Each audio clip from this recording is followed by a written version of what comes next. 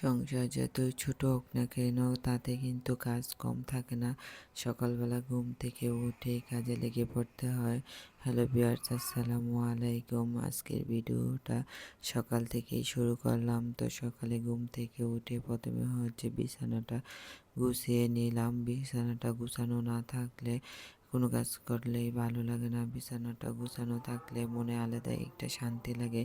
তো বিছানাটা গুছিয়ে তারপরে হচ্ছে রুমটা ভালোভাবে ঝাড়ু দিয়ে নিচ্ছিলাম। রুম গুছাতে গুছাতে এদিকে আমার ছেলেও ঘুম থেকে উঠে গেছে। তো ওরা দুই ভাই বোন হচ্ছে নিচে খেলা করছিল।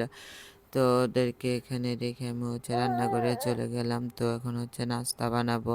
তো আজকে হচ্ছে সকালবেলা রুটি বানিয়েছিলাম। রুটিটা হচ্ছে আমি আগেই বানিয়ে রেখেছিলাম। তো এখন হচ্ছে শুধু রুটিগুলা ভেজে নিব। সকালে নাস্তা করতে করতে দুপুরে রান্নার সময় হয়ে যায়। তো নাস্তাটা সেরে তারপরে হচ্ছে ছেলেকে খাইয়ে দিয়েছি। তো ওকে খাইয়ে তারপরে হচ্ছে দুপুরে রান্নার জন্য সব কিছু রেডি করে নিব। তো প্রথম হচ্ছে এদিকে আমি ভাতটা বসিয়ে দিলাম। ভাতটা হতে হতে এদিকে তরকারি যা যা রান্না করব সব কিছু কেটে গুছিয়ে নিব। তো আজকে হচ্ছে বাসায় তেমন কিছু তরকারি ছিল না। তাই ভাবলাম যে টমেটো আর আলু দিয়ে মাছ রান্না করব আর একটু শুটকি রান্না করব। তো এখানে হচ্ছে আমি টমেটোটা কেটে নিচ্ছিলাম। সবগুলো তরকারি হচ্ছে আমি কেটে ধুয়ে পরিষ্কার করে রেখে দিব যাতে রান্নার সময় তেমন কিছু দেরি না হয়। আবার ছেলেকে হচ্ছে খাওয়াতে হবে, গোসল করাতে হবে। তো বাচ্চা নিয়ে কাজ করলে যে কি একটা ঝামেলা।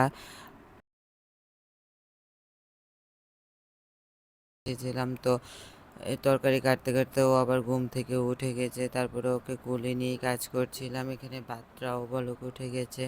তো ভাতটা হচ্ছে চুলাটা একটু কমিয়ে তারপরে আমি এখানে আলুটা কেটে নিচ্ছিলাম। টমেটোগুলো আগেই কেটে রেখেছি। তো সবগুলো এত তাড়াহুড়া করে কাজ করতে হচ্ছে যে ও হচ্ছে অনেক কান্না করছিল, কোল থেকে নামতেই চায় না। তো কোনো রকম খেলনা দিয়ে গিয়ে বসিয়ে তারপরে হচ্ছে এখানে তরকারিগুলো কাটছিলাম। তো এদিকে হচ্ছে ভাতটা হয়ে গেছে। ভাতটা চুলা থেকে নামিয়ে নিব। ওকে হচ্ছে নিচে বসিয়ে তারপরে হচ্ছে চুলা থেকে ভাতটা নামালাম। ও হচ্ছে কোনো মতেই কোল থেকে নামতে চাচ্ছিল না। তারপরে হচ্ছে এখানে ওর জন্য খিচুড়ি রান্না করেছিলাম। তো আমি হচ্ছে খিচুড়িটা গরম করে নিচ্ছি, ওকে খাওয়াবো। তো ওকে খাইয়ে তারপরে হচ্ছে আবার চলে আসলাম রান্নাঘরে। তো ওখানে মাছটা ফ্রিজ থেকে নামিয়ে আগে ভিজিয়ে রেখেছিলাম। তো এই তো রান্নাঘরে এসে বসে আছে। তো মাছটা এখন ধুয়ে নিব। মাছটা ধুয়ে তারপরে হচ্ছে তরকারিটা রান্না বসিয়ে দিব। তো প্রথমে হচ্ছে মাছটা আমি ভেজে নিব। মাছটা এখানে চুলার মধ্যে কড়াইটা বসিয়ে তেল দিয়ে দিলাম। তেলটা গরম হয়ে গেলে এখানে হচ্ছে আমি মাছগুলো দিয়ে দিচ্ছি। মাছগুলো প্রথমে ভেজে রেখে দিব। তারপরে হচ্ছে আমি এখানে মাছটা হচ্ছে লেগে গিয়েছিল। মাছ লেগে গেলে কড়াইয়ের মধ্যে রান্নার মুডটাই নষ্ট হয়ে যায়। তো ওখানে হচ্ছে মাছটা আমি উঠিয়ে রাখছিলাম। তো এখানে আলুটাও প্রথমে একটু ভেজে নিব। তো সাথে পেঁয়াজটাও দিয়ে দিলাম যাতে একসাথে হয়ে যায়। অনেক তাড়াহুড়ো করে রান্না করছিলাম। ওইদিকে ছেলে হচ্ছে কান্না করছিল। ও কিছুতেই একা একা খেলতে চাচ্ছিলাম না। আমি ও বাসায় নেমে একে স্কুলে দিয়ে এসেছি। তো এই তো আলুটা ভাজা হয়ে গেছে। এখন হচ্ছে এর মধ্যে আমি টমেটোটা দিয়ে দিলাম। টমেটোটা দিয়ে তারপরে হচ্ছে এখানে আমি সব মশলা দিয়ে ভালোভাবে কিছুক্ষণ কষিয়ে নিব। তরকারিটা কষিয়ে তারপরে হচ্ছে এখানে ঝোল দেবো। তো এখানে আমি একটা ঢাকনা দিয়ে ঢেকে দিচ্ছিলাম যাতে আলুটা তাড়াতাড়ি সিদ্ধ হয়ে যায়। তো আলুটা সিদ্ধ হওয়ার পরে এখানে হচ্ছে আমি পানি দিয়ে দিলাম। তো পানি দিয়ে তারপরে হচ্ছে আমি আবার আমার ছেলের কাছে চলে গিয়েছিলাম। তো এখন হচ্ছে মাছটা দিয়ে তারপরে উপরে ধনেপাতা আর কাঁচামরিচ দিয়ে তরকারিটা চুলা থেকে নামিয়ে নিব।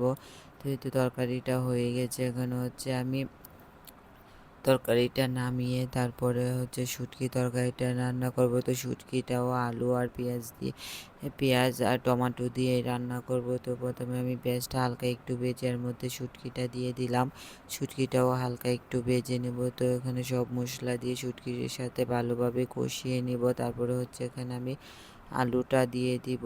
তো এর মাঝে আবার ছেলেকে আর একটু ঘুম পাড়িয়ে আসলাম। তো ও একটু ঘুমিয়েছিল, সেজন্য হচ্ছে রান্নাটা করতে পারলাম। প্রত্যেকদিন শুধু ভাত আর কোনো রকম একটা তরকারি রান্না করি। তো বাসায় হচ্ছে আমার আর কেউ নেই যে বাচ্চাটাকে রাখবে। তো এখন হচ্ছে তরকারিটা আলু সিদ্ধ হয়ে গেছে, তো জল দিয়ে দিলাম। তো তরকারিটার মধ্যে জল দিয়ে এখানে হচ্ছে আমি এগুলো পরিষ্কার করতে চলে আসলাম, যাতে তরকারিটা হতে হতে আমি রান্নাঘরটাও গুছিয়ে নিতে পারি। তো ওখানে আমি থালা বাসনগুলো ধুয়ে নিচ্ছিলাম। থালা বাসনগুলো ধুয়ে আমি রান্নাঘরটা ভালোভাবে পরিষ্কার করে নিব। ওখানে ছেলে ঘুমাতে ঘুমাতে আমার সবগুলো কাজ শেষ করতে হবে, ও উঠে গেলে আর এগুলো করতে পারবো না। তো ওখানে হচ্ছে আমি সবগুলো গুছিয়ে নিয়ে তারপরে ছেলেকে গোসল করানোর জন্য গরম পানি বসালাম। তো ও ঘুম থেকে উঠলে হচ্ছে ওকে আমি গোসল করে দিব। তো চুলাটাও মুছে নিচ্ছিলাম।